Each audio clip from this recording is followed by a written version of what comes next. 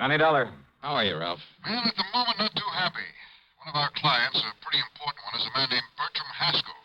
He owns a small copper mine up near Houghton, Michigan. Where's that? Up in the Keweenaw Peninsula, where it sticks out into the middle of Lake Superior. So what's happened to Bertram Haskell? Nothing. It's one of his colleagues, a man by the name of Oliver, Ben Oliver. Well, what's happened to him? Ben Oliver's been murdered. I see. Haskell demands that you be sent up there to find out who did it. Why? What's the matter with the police? I don't know. All I know is that he wants you up there, now, right away. Well, as long as you're going to pay the freight. Of course. Because we don't dare take a chance of losing Haskell's considerable insurance business. In other words, Johnny, it's because of Haskell rather than the small policy on Ben Oliver. Oh, he was insured too? 15,000 straight life. Who's the beneficiary? His wife, but that's beside the point. Is it? The point is to satisfy Bertram Haskell, and thereby keep his account. Okay, Ralph, I'll see what I can do for you. Johnny. Yeah? That's pretty rough country up there. So? The same thing may apply to some of the people you'll run into. Especially the killer, huh? Yes, so be careful, Johnny. Sure.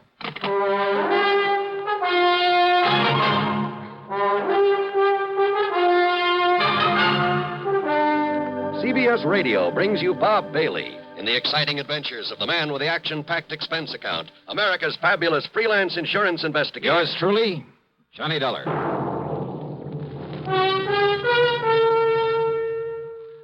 Munch, munch, munch, munch, Fritos, corn chips. And listen, since Fritos corn chips are fresh as spring itself, well, it seemed appropriate to give you a springtime gift. So Fritos have attached a free package of flower seeds on their large bags as their salute to spring. Now, there's nothing for you to mail in. Just buy a large bag of Fritos. And there, right on the bag, is your free package of flower seeds. They're the finest seeds you could get anywhere. Genuine burpee seeds. And there are 3 varieties. Beautiful zinnias, snapdragons, or petunias. Get yours while they last. Free flower seeds on the large bags of Fritos corn chips. Munch, munch, munch, munch, Fritos corn chips. It's not polite to smack your lips, but you can't help it with Fritos corn chips. Munch, munch, munch, munch, Fritos corn chips. And now, Act 1 of yours truly, Johnny Dollar.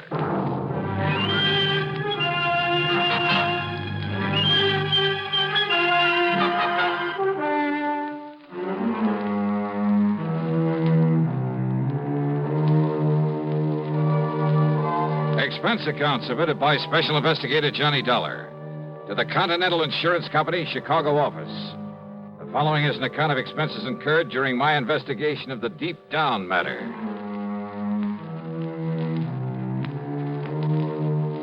Expense account item 1, 6185 for a plane to Chicago, then a flight to Houghton, Michigan, far up on the Keweenaw Peninsula. It was mid-afternoon when I climbed off the plane and spent item 2, $50 deposit on a rental car. I got a highway map and directions to the Haskell mine, then headed north on Route 41. Along the way, I passed all sorts and sizes of workings, including the famous Quincy mine. It's supposed to have the largest hoist in the world. At the little town of Phoenix, I turned south and east on the side road that obviously was used for a lot of heavy trucking, and I finally arrived at the camp. I guess you'd call it that, surrounding the Haskell mine. There were 7 or 8 weather-beaten frame houses, a large barracks-like building, one fairly nice-looking brick home, a service building, tool shed, and garages. Bang in the middle of everything was a big hole in the ground. Above it, a hoist, looking somewhat like a heavy wooden oil derrick with a big wheel on top of it. A group of men stood around wearing shock helmets. As for finding the office, well, all I really had to do was follow the sound of what happened to be Mr. Haskell's booming voice. Bastard idiot. Having any respect for the dead? You try moving Mrs. Oliver out of that house of hers, and I'll break your neck. But don't you understand about it? Don't you realize that Ben Oliver had more to do with the success of this mine than anybody else, than even I had? Well, sure, I know. Oh, get on over there and apologize to her. You need some new quarters for some of those new men. Get hold of some carpenters and build them. Now go on, get over there and apologize to her. Well, who are you? What do you want? Mr. Haskell? That's right. Well? My name is Dollar. Dollar? Johnny Dollar? That's right. Well, why didn't you say so? I'm glad you got here, Dollar. You've got to clear this thing up. See that justice is done. Now, come in. Come into the office so I can tell you what's happened around here. Yeah, sure. Believe me, I won't sleep. I won't rest until whoever... Well, sit down. Thanks. Dollar, Ben Oliver and I have been working over this country together for years. Ben's brains and my money. Ben picked the spot for this mine. So I understand. Dollar, I've made and I'm still making a fortune out of it, in spite of the fact it's a small operation. And Ben Oliver? Ben. I tried for years to make him my partner so that he could fully share in this thing. But he wouldn't have it. Pure scientist, Ben was. No real interest in money. So the best I could do was promise him a fat royalty for the rest of his life. But I never dreamed his life would come to an end so soon. What happened, Mr. Haskell? He was murdered down in the third sub-level of the mine in a stope we discontinued working for a while because of some exploration he was doing in it. And you've no idea who or why, Mr. Haskell? If I or the police could find any possible reason for Ben's being killed, we might be able to pin it on one of them, the man who did it. You say... But as it is, we haven't even reason to lock up those men who could have done it. You say the man. Well, under the circumstances, it had to be one of the miners. One of the 6 who were on their way down the shaft in one of the ore cars. And yet... Well? I said under the circumstances. But under the circumstances, not one of those 6 could have done it without the knowledge of the others. Well, now, how do you mean that? A single, carefully aimed shot, Dollar, from some distance away, 15, 20 feet. Yeah? Struck him in the back, went directly into his heart. Just one shot, but it must have been carefully aimed. But... Well, go on. That shot was made in utter and complete darkness. Oh, now, wait a minute. I know. Impossible. Utterly impossible. But that's the way it happened.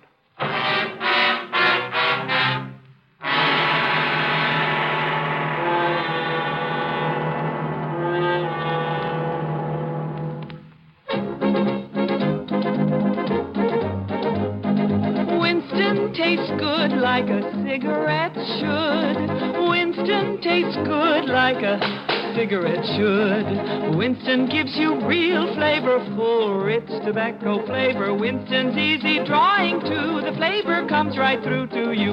Winston tastes good like a cigarette should. A modern filter? Sure, Winston has it. But that's only the beginning of a Winston.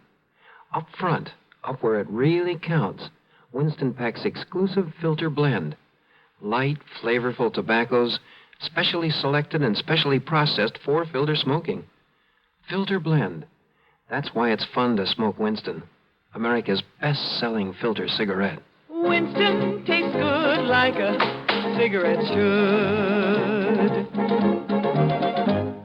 And now, Act 2 of yours truly, Johnny Dollar and the Deep Down Matter.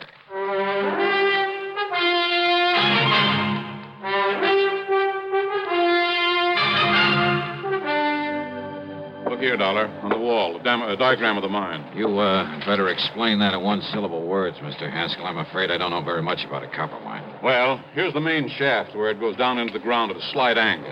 It goes down along one side for the most part, one side of the main ore body. That's under that big hoist I saw outside. That's right, yes. The hoist, by means of a continuously running cable, works the ore cars up and down. Like buckets on a conveyor belt. Only they're detachable from the cable in order to fill them at the various levels, then bring them up and dump them at the surface. Now, just exactly where was Ben Oliver killed?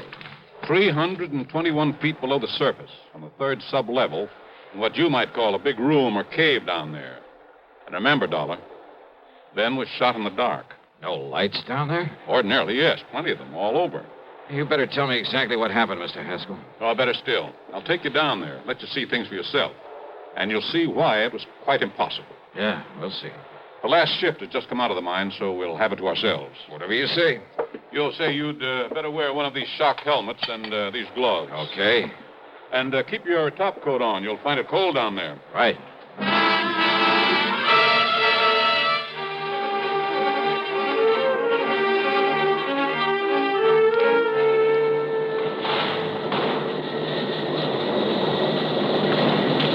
Grinding that ore car down into the bowels of the earth was something I won't very soon forget. It jerked and shook and shuddered its way down the narrow tracks. The noise was deafening, and there was something eerie, something frightening about it as we plunged on downward. Picture yourself aboard a slow-moving, noisy roller coaster going almost straight down into utter blackness, and you'll have some idea of what I mean.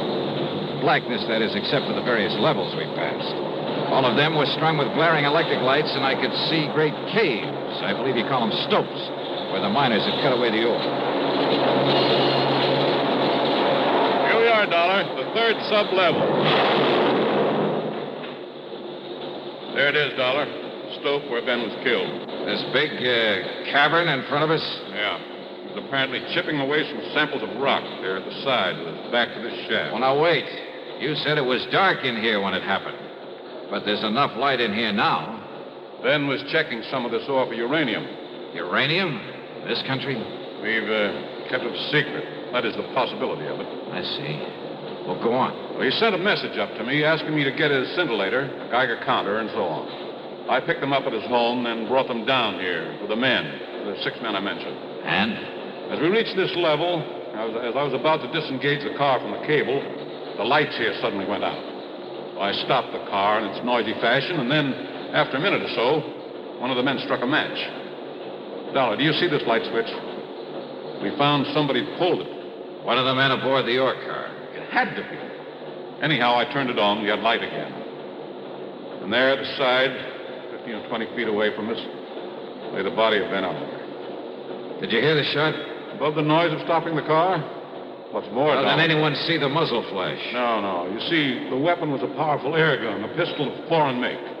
We later found it at the bottom of the shaft. Fingerprints? No. The men were all wearing heavy leather gloves. Well, did any of them actually see Oliver here before the lights were cut off? I saw him. And it all happened in the few seconds between the time the lights went out, you stopped the ore car and put them on again. In total darkness, one of those men was able to fire accurately, the shot that killed him. No sign of a flashlight, anything like that. No. Then I see what you mean about it being impossible. Nevertheless, it was done. And by one of the men aboard the car. And that's why I sent for you, Dollar, in the hope that you somehow can bring the killer to justice. Well? Well, from here, Mr. Haskell, it looks like you've handed me a pretty large order. Act 3 of yours truly, Johnny Dollar, in just a moment. Welcome, recording star Mel Torme. It's terrible trying to sing with a bad cold. So I always take 4-way cold tablets to relieve cold miseries fast. Good idea. Tests of all the leading cold tablets proved 4-way fastest acting. 4-way starts in minutes to relieve muscular pains, headache, reduce fever, calm upset stomach, also overcomes irregularity. When you catch cold, try my way. Take 4-way cold tablets. The fast way to relieve cold distress and feel better quickly. 4-way, only 29 cents. Now, a word about another fine product of Grove Laboratories. To get rid of embarrassing dandruff in 3 minutes, change to Fitch Dandruff Remover Shampoo. 3 minutes with Fitch regularly is guaranteed to keep unsightly dandruff away forever. Apply Fitch before wetting hair. Rub in 1 minute. Add water, lather 1 minute. Then rinse 1 minute.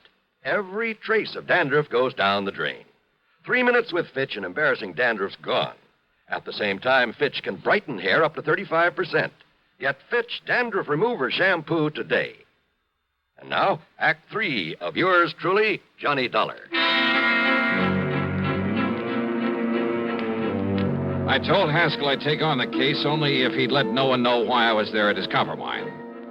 I parked my bags in the guest room of his house. Apparently lived alone there. During dinner, he told me more about Ben, about their close relationship, about Oliver's hope of finding enough good uranium ore to make the mining of it practical. However, in spite of his optimism, Dollar, I'm afraid it was all just wishful thinking on Ben's part. Well, certainly worth some further exploration, though, isn't it, Mr. Haskell? I doubt it.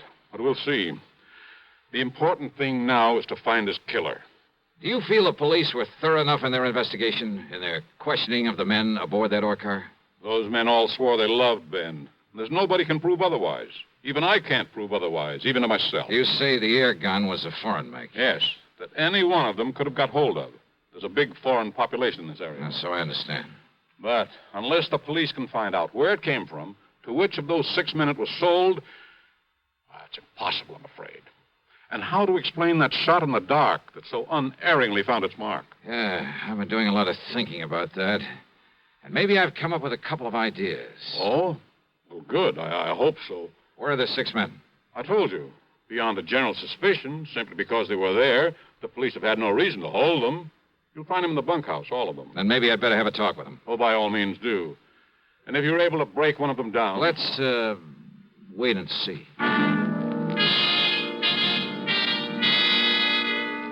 Yeah, I did have a couple of ideas about that impossible murder. I questioned the men without telling them my real status in the case. But more important, I talked to Ben Oliver's wife. A quiet, gentle little woman. All in all, I felt she was taking the whole thing very well. Yes. Bertram Haskell was always very good to Ben in his rather domineering way. But why do you ask? Well, it's good to know what kind of a man I'll be working for if I take the job. Just be sure you look out for yourself. That you get full credit for any discoveries you made. Well, now, that doesn't quite tie in with what you just finished saying about Mr. Haskell, does it? Ben was so unselfish, self-effacing, so easy to take advantage of. Oh, no, I shouldn't talk that way. You sound as though you don't quite trust Mr. Haskell. Please, I didn't mean that at all. I see. I understand your husband thought there might be uranium in this unlikely spot. He was sure of it, Mr. Dollar. He told you so? I typed out his report to Mr. Haskell. Oh? Do you remember what he said in it? Only that he was certain it had great commercial possibilities and that he... Only that he what, Mrs. Oliver? No, it isn't nice the way I'm thinking. The way I was thinking then, so let's not talk about it. Well, look, this job, Mrs. Oliver, do you realize that it might mean a great deal to me? That if there's some reason why I shouldn't take it, well, isn't it only fair that you tell me? All right. You seem like a nice young man, so I'll tell you this. Yes? In the report, I made Ben say that he felt he should share in the uranium profits, the way he was not able to share in the money from the copper he discovered. I see. Thank you. Your husband had various instruments for detecting uranium, didn't he? Yes, I'll show them to you. Oh, good. They're here in the closet. The things Mr. Haskell was taking down to him the day that he... Yeah, I see. Geiger counter. And I guess this thing is a scintillator. Yes. And this? Oh, it's some kind of a special light, I think. Black light? Yes, that's what he called it. Sure. And it activates certain... And here are the shoes he was wearing. A nice warm jacket. Wait a minute. Yes? This black light. This thing is still working. And it is. Look, Mrs. Oliver. Why, yes. Isn't that strange? The glow it makes on his... What is it? Oh, Mrs. Oliver, I believe it's the solution to a murder. I borrowed the scintillator, the counter, the lamp, and I put on the jacket he'd worn that day. Put it on underneath my topcoat. I went back to Haskell's home and told him I had a theory about how one of the men aboard that ore car could have aimed so accurately in the darkness of the mine, but that I'd like to check it out down underground. He didn't quite understand what it was all about, but he agreed to go down there with me again. Anything, he said, to help find the killer of his old friend. Pull the light switch, Dollar? Yeah, that's right. Put out the lights so everything will be as it was the moment Ben Oliver was shot. Whatever you say. You set down this detecting equipment for a moment. Sure. Now, off with the lights, huh? Very well. Now, look, I'm going to feel my way to the spot where Oliver was working. And it should be right about here. Well? I'm taking off my top coat, Mr. Haskell. Oh, why? Because under it, I put on the jacket that Ben was wearing when he was killed. I see. Now, in a second or two, I'll turn around so the back of this jacket will be facing you so that you can see it. See it? How? You'll see the spot in the middle of the back that was dusted with some radioactive material. By you. What are you talking about? Yeah, so that you can see it with the help of that black light. And I'm sure you have it in your hand by now. Have you turned it on, Haskell? Yes, it's on. And I'm sure you can see the target on the back of this coat. The same as you could see it in the dark the day Ben Oliver was killed. Can't you? Can't you, Haskell? Yes. A perfect target for you. That's right. Dollar.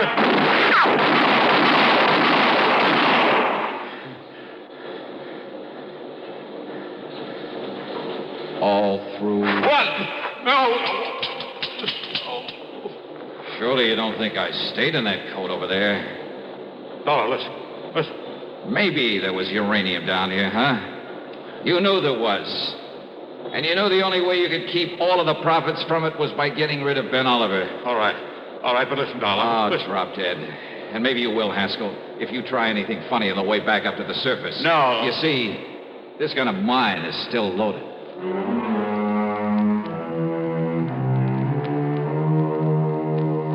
An almost perfect crime. And he was so sure of it, he'd called me in to back up his story of loyalty to Ben Oliver, so that no one would ever question his taking over the uranium Ben had found. Expense account total, including transportation back home, $131.50. Yours truly, Johnny Dollar.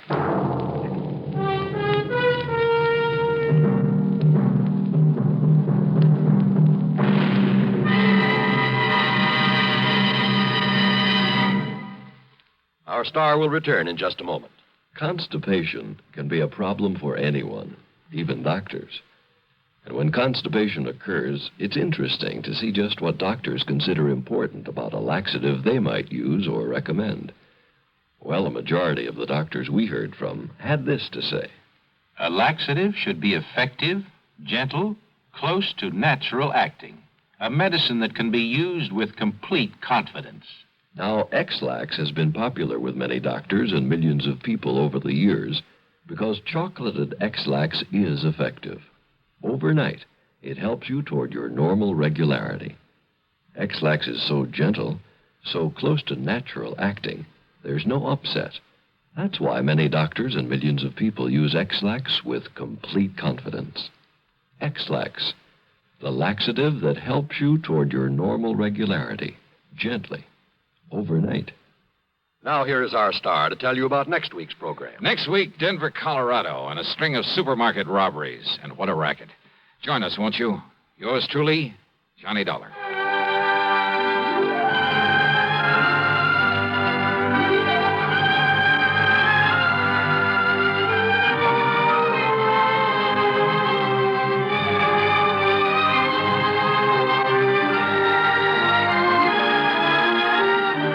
Yours truly, Johnny Dollar, starring Bob Bailey, originates in Hollywood and is written, produced, and directed by Jack Johnstone. Heard in our cast were Virginia Gregg, John Stevenson, and Will Wright. Be sure to join us next week, same time and station, for another exciting story of yours truly, Johnny Dollar.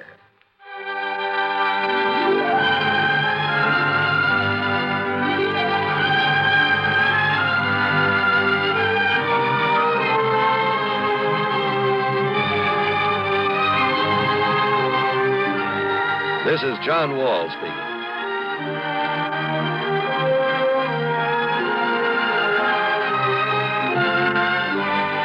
Coming next, another tale calculated to keep you in suspense on the CBS Radio Network. Let's take a walk around the block. A wonderful idea. An old-fashioned walk, arm in arm with your sweetie. But first, you buy the right car to pick up your best gal. You drive her in style to the right spot for your stroll. Art Neat of Armory Garage says, drive right to Armory Garage. Armory, the home of tested used cars and 101-time payment plans, has the lowest prices ever right now. They're Armory's special low winter prices, and Art Neat tells you why. Frankly, we'd like to sell you a tested used car right now, before the big spring rush. Pick from the largest stock in Armory's history. Drive it now. Enjoy it now, with no down payment to pay. You don't start paying till May and take up to 36 months. Well, no wonder everybody says if you can't deal with Armory, you just can't deal. Don't make a date for your old-fashioned walk till you make a date with Armory Garage for a tested used car. Central and Colvin Avenue, Albany. WROW, Albany, New York.